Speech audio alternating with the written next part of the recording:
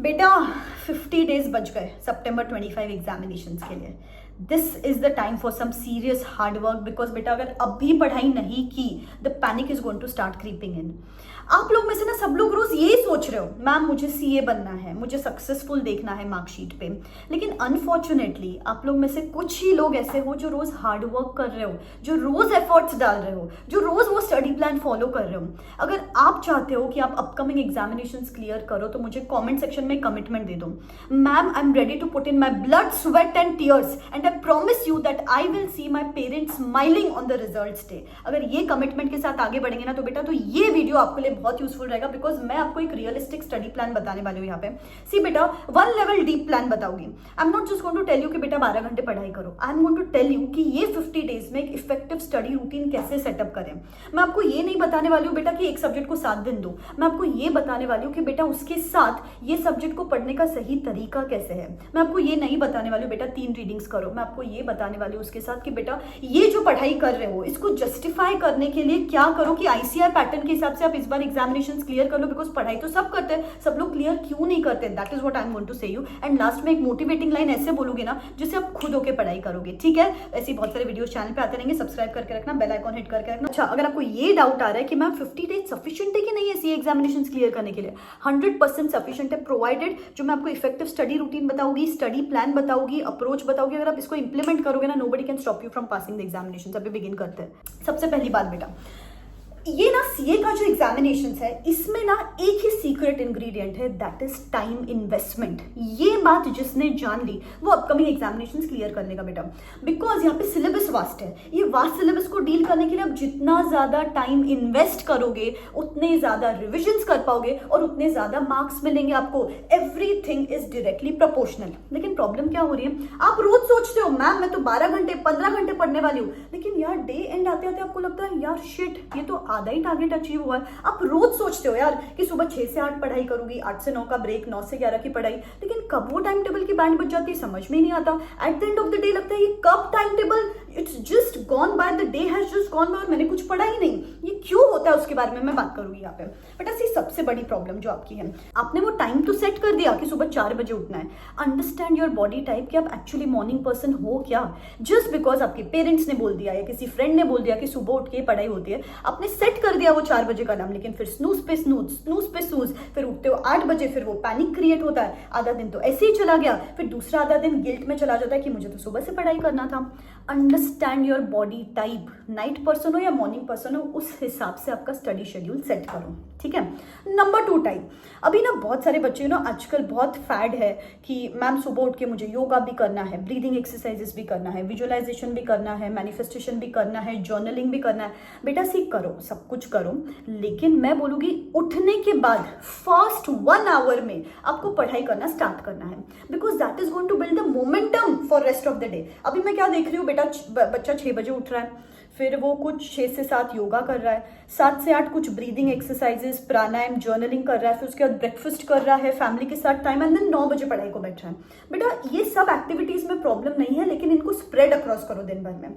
आपको क्या करना है, अगर 6 बजे उठ गए हो ना तो 6:30 पढ़ाई को बैठो। फिर अभी मुझे बच्चे बोलते हैं कि मैम हमारा तो स्टडी हॉल जहाँ पे मैं जाती हूँ वो 9 बजे शुरू होता है। कोई दिक्कत नहीं है ना, आप स्टडी हॉल में बाद में जाओ, लेकिन स्टडी हॉल में जाने के पहले आपको 2 घंटे पढ़ाई करनी है, नहीं तो सुबह के 2-3 घंटे तो आपने ऐसे ही वेस्ट कर दिए। तो first 1 hour after waking up you need to start study. Number 3 चीज जो आपको यहाँ पे करनी है कि मैं ना कभी भी वो पोमोडोरो टेक्निक पे बिलीव नहीं करती हूँ कि 1 घंटा पढ़ाई करो, आधे घंटे का ब्रेक लो, 1 घंटा पढ़ाई करो, आधे घंटे का ब्रेक लो। आप क्या करो, आप सीए के स्टूडेंट्स हो, अरे अरे कॉन्सेप्ट समझने को घंटा भर लग जाता है, फिर तो ब्रेक ले लेते हो और फिर वो वापस फ्लो बनाने को टाइम लगता है, एंड डे एंड आते आते आपका बैकलॉग क्रिएट हो जाता है, बिकॉज फ्लो ही बनाते रहते हो दिन भर में।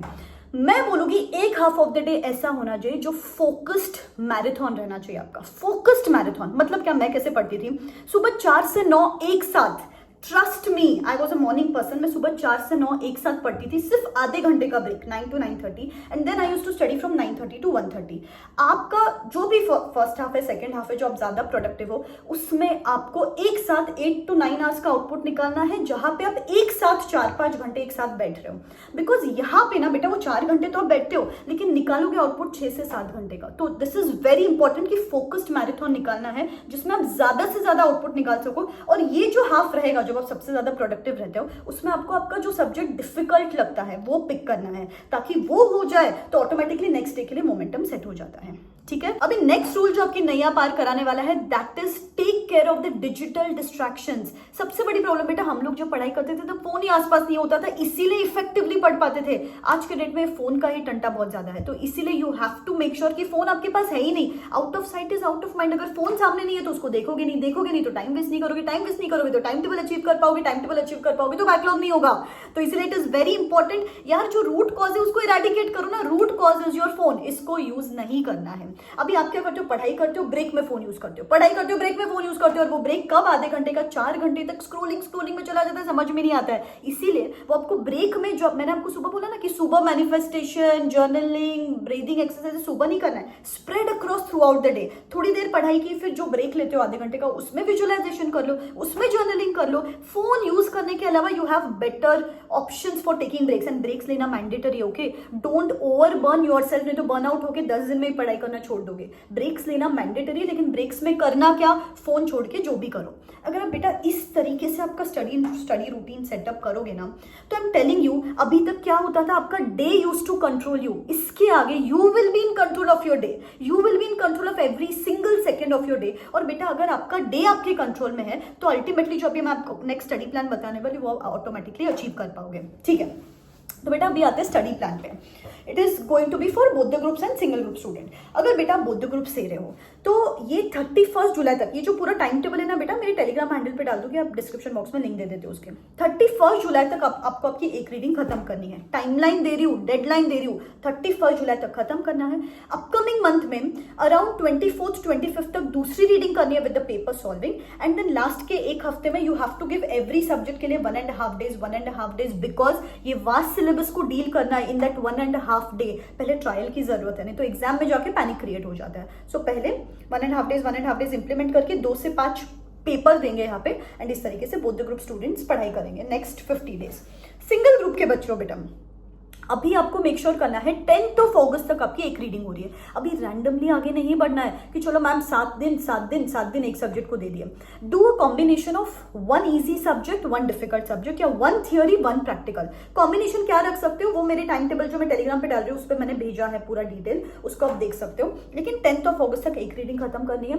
उसके बाद दूसरी reading we are going to do till 25th of August। ये जो दूसरी रीडिंग रहेगी इसमें आपको RTPs भी करना है और एक फुल कोर्स का पेपर सॉल्व करना है, एंड 1.5 डे बिफोर एग्जाम के हिसाब से नोट्स बनाने हैं या फिर चार्ट्स हैंडी रखने हैं। It is very very very important. ठीक है, एंड जो लास्ट के 5 days है, अगस्त के लास्ट 5 days, यहाँ पे 1.5 days हर सब्जेक्ट को देंगे और एक और पेपर सॉल्व करेंगे फ्रॉम 2 to 5। इस तरीके से सिंगल ग्रुप के बच्चे, बोथ द ग्रुप्स के बच्चे आपको 50 days में इस तरीके से यूटिलाइज करना चाहिए। सब्जेक्ट का कॉम्बिनेशन में टेलीग्राम हैंडल पे आपको मिल जाएगा। इसके बाद बेटा अभी ना बहुत सारे बच्चे पढ़ाई करते हैं, ये जो मैंने आपको टाइम टेबल बताया ना, ये आप अचीव भी कर लोगे। मैम आपने बोला था 3 रीडिंग्स करने के लिए, आपने बोला था 12 घंटे पढ़ाई करने के लिए, मैंने तो सब किया, तो भी मैं क्यों फेल हो गई? मैं बताती हूँ क्यों फेल हो गए। बेटा जब भी प्रैक्टिकल सब्जेक्ट पढ़ते हो, प्रॉब्लम क्या हो रही है पता है आज के डेट में? लेक्चर देखे जा रहे हो, मैराथन पे मैराथन, फास्ट ट्रैक पे फास्ट ट्रैक, लेकिन प्रैक्टिस ही नहीं हो रही है। तो बेटा please do the written practice. Pen paper लेके प्रैक्टिस नहीं करोगे तो नहीं अचीव कर पाओगे। तो practice is important in case of practical papers and conceptual understanding. और जो थियोरी पेपर्स है उसमें सिर्फ प्रोविजंस देख रहे हो, केस बेस्ड क्वेश्चंस आते हैं एग्जामिनेशंस में, तो go through the question bank. Language का ध्यान रखो, ओन वर्ड्स में लिखते हो तो मार्क्स नहीं मिलते। Institute is expecting some similar language as of the ICAI study mat, and उसके साथ साथ आपको मेक श्योर करना है कि even though it's a theory paper, उसके भी 2 से 3 क्वेश्चन रिटन प्रैक्टिस करो। It is very very very mandatory. इस तरीके से पढ़ना है, नहीं तो अपन क्या करते हैं टाइम टेबल अचीव करने के लिए, मैम ये हो गया, ये हो गया, ये हो गया। इतने सारे बच्चों के साथ मैं फोन पे बात करती हूँ, सिर्फ for the sake of it time table achieve कर रहे हैं, लेकिन जो सही तरीका है पढ़ाई करने का वो ही नहीं पता होता है। तो this is how you have to study. Nextly पढ़ाई तो कर लेते हैं, ये जो मैंने आपको तरीका बोला ना ये भी आपने अचीव कर लिया। मैम तो भी हर तीसरे दिन क्या हो रहा है, मैं ब्लैंक फील कर रही हूँ।